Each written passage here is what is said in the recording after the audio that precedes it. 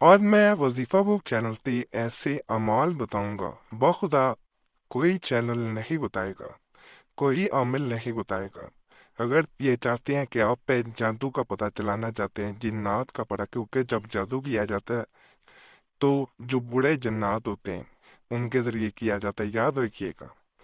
तो वो जन्नात आप पे हावी हो रहे होते हैं, आपके ऊपर ऐसे असरात पैदा कर रहे होते हैं कि आप बीमार हो जाए, मर जाए कोई इंसान, आप पे मामला रुक जाए, बंदिश हो जाए, आपकी शादी ना हो पाए, आपका कारोबार तबाह हो जाए, तो परेशानी रहे, घर उजड़ जाए। ये तमाम मामला होते हैं, जिन्नात उनमें बुरी हरकतें अंजाम दे रहे होते हैं।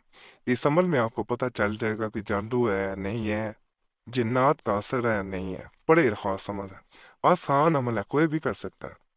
मदरजा झैल नक्श को लिखकर मरीज को पकड़ा दें, इन्हें पकड़ा देना उसे, इतना ही आपने, वो इसको और देखता रहे।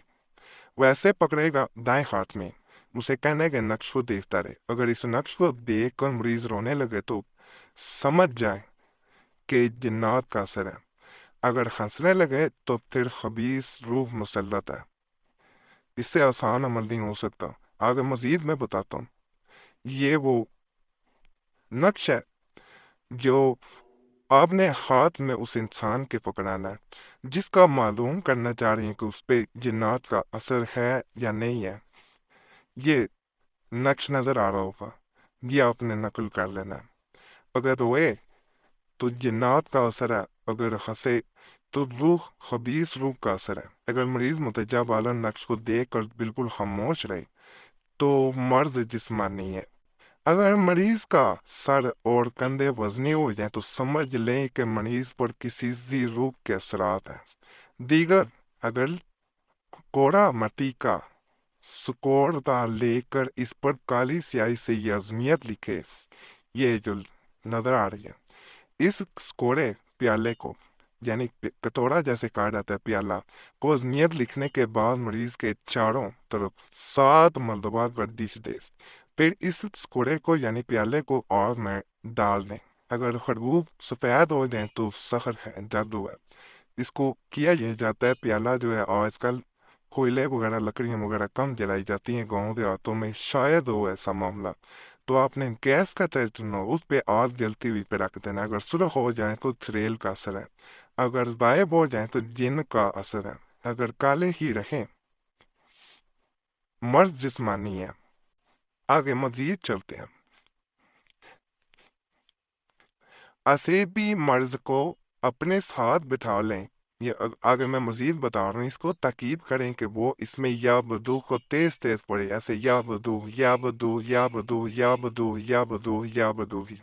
चंद मरतबा पढ़ने से मरीज पर जो कुछ असर होगा जाहिर होगा और आमिल से हम कलाम होगा। अगर मरीज किसी वजह से ना पढ़ सके तो आमिल पढ़कर दम करे। दीगर, मरीज के बाएं हाथ को सूंघे, इसके बाद 7 मरतबा सूरह फातिहा पढ़कर मरीज की मुट्ठी पर दम करे के, फिर सूरह नास 3 मरतबा पढ़कर दम करें, फिर मुट्ठी खोल कर सूंघे। अगर मिसले निजासत के बू आए तो सहर किया गया, अगर मछली जैसी बू आए तो असेब है। अगर हस्बे दस्तूर हो तो इलाज की जानब रुजू करें, यानी बीमार है कोई और बीमारी वगैरह, इस तरह बंद मुट्ठी करनी है। यहाँ एक चीज बता दूं, मैंने जादू के इलाज के लिए वजीफा बुक चैनल पे भी अमाल बताए हैं। पिछले दिनों 2-4 दिन पहले की बात है, और कुरैशी साहब चैनल पे भी अमाल मौजूद है, वो कर सकते हैं जो इलाज करना चाह रहे होते हैं। अगर किसी मरीज की शनाख्त मकसूद हो कि क्या की ओके क्या है, तो दोनों नक्श लिखे और 317 नक्श मरीज के दाहिने हाथ में तकरीबन 5 मिनट तक रखे। अगर हालत में किसी किस्म का तवीर तब्दील ना हो तो दूसरा नक्श 319 का इसी जगह पर रख दें, यानी पहले रखा है मजीद नक्श आपने रख देना।